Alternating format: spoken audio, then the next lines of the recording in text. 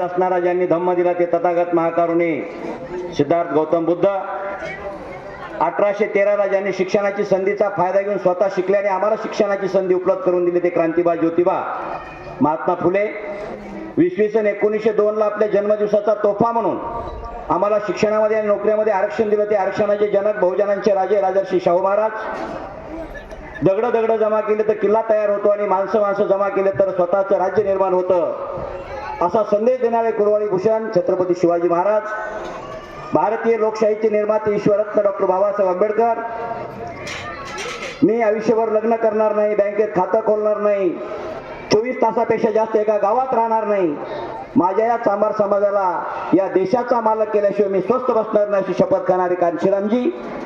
माता रमाई जिजाई भीमाई या महामानवांना अभिवादन करून आजच्या कार्यक्रमाला उपस्थित राहून ज्यांनी आपल्याला मार्गदर्शन करून गेल्या त्या नगराध्यक्षा पद्मभूषणजी धर्माधिकारी ताई, या ठिकाणी महिला व बाल कल्याण समितीच्या सभापती, या प्रभागाच्या नगरसेविका अंजलीताई माळी, या ठिकाणी आमच्या विनंतीला मान देऊन आलेले माझे मित्र बांधकाम सभापती पवनजी मुंडे, भारतीय जनता पार्टीचे शहराध्यक्ष युवा नेते नितीजी समशेट्टी, आमचे सर्वांचे मार्गदर्शक प्राध्यापक वाघमोडे सर, बाबासाहेबजी किरवले, वंचित बहुजन आघाडीची धुरा आपल्या खांद्यावर घेऊन या ठिकाणी चळवळ राबवत असलेले माझे मित्र मिलिंदजी गाडगे, ज्यांनी या कार्यक्रमामध्ये आत्मा आणला.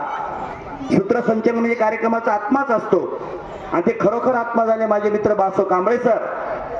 उपस्थित सर्व बंधू आणि भगिनींनो, उशीर झालेला आहे, जेवायची व्यवस्था आहे.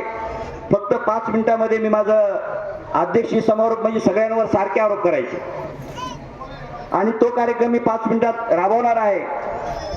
मी पवन सरांचं मी मनापासून या ठिकाणी आभार मानतो की त्यांनी बांधकाम सभापती आहेत आणि ही वास्तू जी आहे ते सर्व उभा करून घेण्याची जिम्मेदारी त्यांनी आपल्याला दिलेली. मी समाजाच्या वतीनं त्यांचं खूप खूप आभार मानतो. बांधवांनो, रविदासजीची जयंती करत असताना सगळ्या गोष्टीवर विचार झालाय, परंतु जयंती ही कुणाची होत नसते, ज्यांनी आपलं आयुष्य लोकांसाठी समर्पित केलं. तुम्हाला माहित आहे या देशातले नंबर 1चे करोडपती कोण आहेत? धीरूभाई अंबानी. त्यांची कधी जयंती झाली नाही. रतनजी टाटाची जयंती होत नाही. फक्त जयंती होते ज्यांच्यासाठी ज्यांनी आपलं स्वतःचं आयुष्य समर्पित केलं. देशातल्या चर्मकारासाठी अतिशय आनंदाची बाब आहे.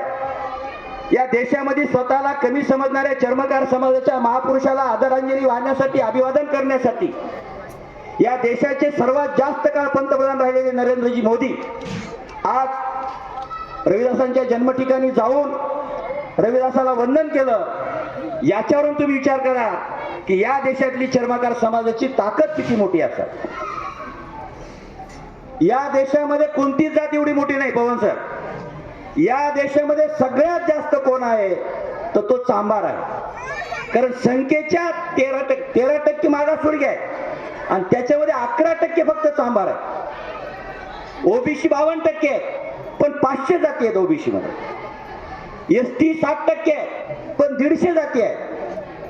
एससी मध्ये फक्त 11% चांभार आहे. म्हणजे 22 ते 23 करोड या देशाची लोकसंख्या चर्मकाराची आहे. रविदासांचं काम हे राष्ट्र अखंडतेचं आहे. तिथे लिहिलंय नाही, जात जात में जात है जैसे केलन में पाप, रविदास माणूस न जोड सकेलो जात न जात. जातीवादावर त्यांनी आघात केला. रविदासांना देवाची पूजाही करू देत नव्हते. रविदासजी म्हणले तू भी चाम का मैं भी चाम का, राम भी चाम का श्याम भी चाम का, कौन जीव है बिना चाम का, कहे रविदास चमार. अरे राम भी चमड्यापासून बनला, श्याम भी चमड्यापासून बनला, मी पण चमड्याचा आहे, तू पण चमड्याचा आहे आणि मला चांभार म्हणून का हिनवलं जातं? मी चांभार समाजामध्ये जन्माला घेतला, मला का हिनवलं जातं? मलाही अधिकार दिला पाहिजे. आणि रविदासजी म्हणतात जात जात नाही. जसं केळामध्ये पानामध्ये पान आहे तसं जातीमध्ये जात आहे. मराठा, कुणबी, पाटील, 96 कुळी, माळी, माळ्यामध्ये फुलमाळी, सचिन गेला, फुलमाळी, हापमाळी, चांबारामध्ये चांबार, ढोर, ढोरामध्ये रंगी ढोर, बुल्ले ढोर, रजपूत ढोर, मोच्यामध्ये मोची, कटवी, परदेशी. आणि रविदासजी म्हणतात जर माणसाने माणसावर प्रेम केलं तर आम्हाला जाती संपवाव्या लागतील. आणि हे रविदासांचं कार्य आपण पूर्ण केलं पाहिजे. रविदासजी हे विज्ञानवादी युग पुरुष आहेत, विज्ञानवादी. रविदासजी गंगेला आंघोळ करायला गेले पवन सर आणि काही ब्राह्मण मंडळी पाणी वर टाकू लागले असे. रविदासजीने विचारलं क्या कर रे भटजी, तर भटजी म्हणाले मी सूर्याला पाणी घालायला.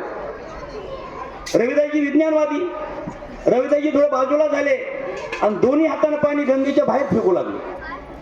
भटजी म्हणले रविदासजी क्या कर रहे होय, तर रविदासजी म्हणाले मेरी पंजाब